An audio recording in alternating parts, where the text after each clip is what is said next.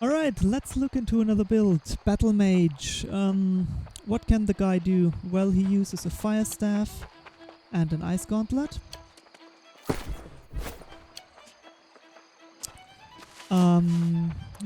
So let's jump right into it. So attributes, you definitely go for intelligence and constitution. Then weapon mastery. I have built the Firestaff. Basically, I definitely want the movability, the movement, so I went Pyromania. When I'm below 50% max health, my damage gets increased. Let it burn. Whenever something burns, I get 10% less damage. And then I have the burnout, which puts me like far forward. I think it's about maybe 15-20 meters, I'm not sure. There my Firestaff cooldowns get reduced whenever I hit somebody with that, and the heated up lets me go 50% further. So overall it feels like 20 meters, something like that. Great skill. And then here we want the AoE damage. Meteor Shower, great skill, it's channeled. It gives you a little bit of mana back for everybody hit. This is important, especially actually in all situations. Grid, you want to get that as fast as possible, because then enemies can hit you when you have a healer around or something. This is great. I will use my AoEs on both weapons for 3+ enemies. If it's just 2, you can use the ice to slow them down, but otherwise auto attacks are just the most effective to kill them fast. And that last talent for the Meteor Shower gives you 25 more weapon damage on all hits except for the first one. So great. What do the abilities look like? Easy, there we go. This pushes you forward, pretty dope. Then the next ability is the fireball. So you aim at something and then you try to shoot it, and if you hit it, it has some special skills. No, not this one, that one.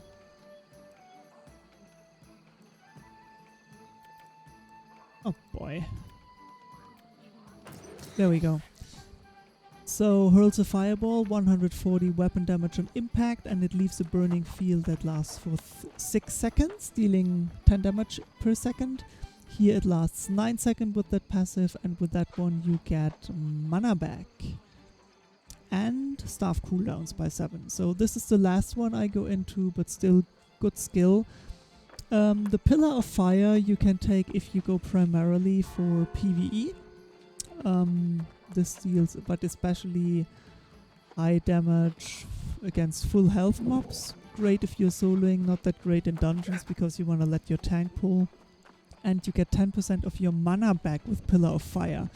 So especially early game, if you say, oh, I have mana problems, use Pillar of Fire to open up on one mob. At least you get your mana back. But yeah, that's that. What you definitely also want early on is a spell focus. You can get out of that once you're down here, because this make your heavy attacks to no longer consume mana. On the ultimates, I haven't really been able to test those yet, so I won't say anything about that. And now let's look at the last one, the Meteor Shower. This looks like that. You target it somewhere and then you cast it. Really nice. Enemies can hit you. You won't care. You just keep casting that. Really cool. Alright, so Ice Gauntlet. Let's look into the Ice Gauntlet. There in the first skill for leveling, I would take Ice Pylon. You put down an Ice Pylon and it's great for leveling, great for PvE. Do that, then later respec and go a bit differently. This is our main damage, Ice Storm in the left tree, so we start with critical rejuvenation. This will give you 15 mana on a critical hit on a target. Then we go Energized Critical. Ice spells have another 15% chance to crit when you're on full stamina. Then you take Ice Storm. Always try, of course, to get your abilities first and then go for the passives, unless there are passives you want, like this one. Then I usually take Gathering Storm to get the mana back on my ice attacks. Then we fill up the Ice Storm thingy for... So basically, what does that? Let's start with that. This puts down a field that casts an AoE. You can move around, you don't have to stand still. You even move quicker in that with the passives. It deals damage over time.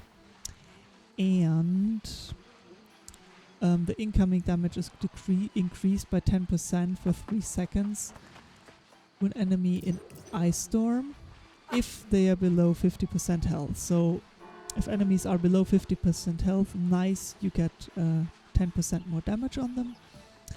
Ice Storm mana cost is decreased when at full mana, so open up with that baby, because it costs 25 mana, that's a quarter of your mana.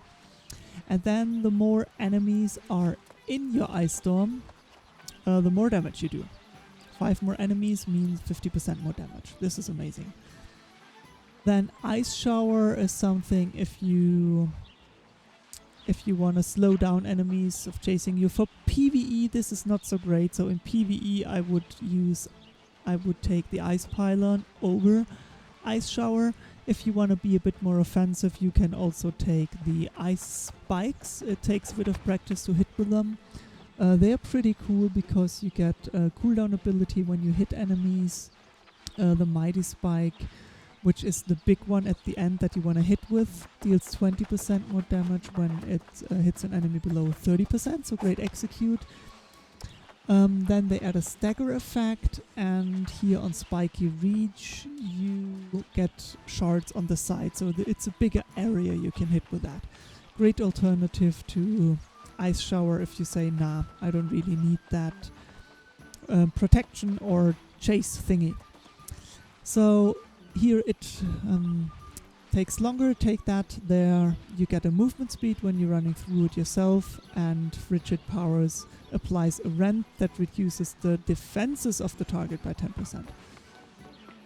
Another cool talent is that here, whenever you cast an ice ability, it grants a layer granting 20% fortify, so 20% less incoming damage. That's what you want to take.